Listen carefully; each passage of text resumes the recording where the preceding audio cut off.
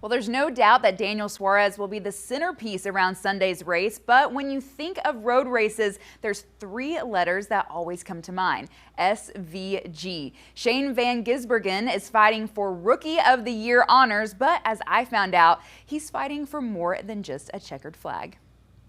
I'm joined by the driver of the number 88 car for Trackhouse Racing, Shane Van Gisbergen.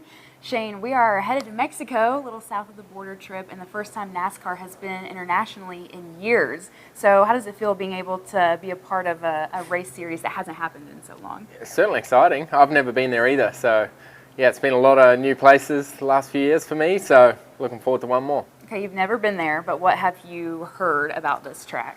Well, it looks very difficult, tight and twisty, and also the high elevation, hot temps. I think with less elevation, it makes it, less downforce and stuff. So the first straight's 1.2K. It's really long and then really tight corner at the end. So it's going to be pretty crazy to see what just the bottleneck happens at the end of the straight. So yeah, I think it's going to be carnage. But on the simulator, it flows really nicely. I think there's a lot of passing zones. So racing should be good. This is one of the higher elevation courses you all are going to have to drive on. So when you're preparing for a race like that, does that change your strategy at all? Like, how do you go into a race with higher elevation? It's so hard to know. Like, I've never raced anywhere that's that high. So, I think it's going to be difficult, probably a bit physically harder, but probably more on the cars. There's not enough air to cool them down, cool the engines, the brakes. So yeah, it's all a big unknown. So yeah, we'll learn a bit on Friday, then the race on Sunday is going to be, I think it's going to be crazy. And road courses, that's what you're good at. That's what you're known for. So going into this,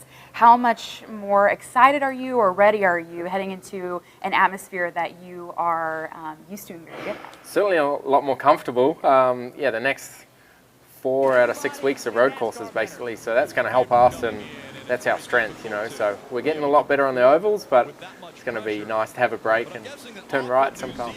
Grown up racing road courses, I've never done any ovals before, so I just feel at home at them and feel like I can do what I normally do, so helps us. Yeah. Well, you've had a couple years on the oval tracks now, so what have you learned just about having that experience? Like, how has it, made you a better driver? Every week I learn something. I'm still getting better, still going to tracks for the first time, and I feel like, our running position is getting better and better, and we're really in the mix now, which is cool. So we're making progress, and it's going to be a nice break to do some road courses, but I really think we're going to be strong on ovals by the end of the year. Have some guys come to you at all for maybe advice or tips going into the weekend? Yeah, and my teammates, I lean on them on the ovals, and we work closely together, and then on the simulator for Mexico, they ask me questions, and, now I can give them info. So yeah, it works both ways. Going into an international race, there's a little more travel involved, maybe leaving a little bit earlier. Does that kind of change things for you at all? Not really. Like I did a lot of traveling back and forth to Europe when I was living in Australia, so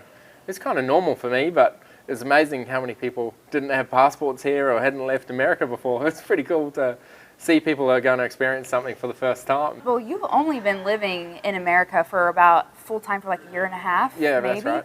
So has that changed things for you at all as a driver? Yeah, it's been tough. Like living on the other side of the world from the family's tough, and we had a couple of losses which really hurt us, but that sucks.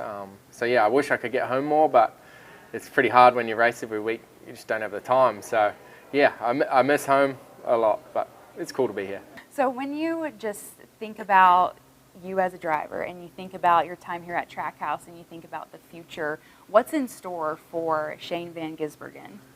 I don't really know. I never planned to race NASCAR, and I had a 180 career change a couple of years ago and came here, and I've really enjoyed my racing, and it's really what I needed. So I can see myself doing this for a long time, and I love the team here, love the people. So yeah, I'd love to stay here and keep racing, and who knows where I'll end up. Well, thank you so much for your time, and good luck in Mexico this weekend. Cool. Thanks for having me. Queen City News Plus. Just search Queen City News on your smart TV's app store.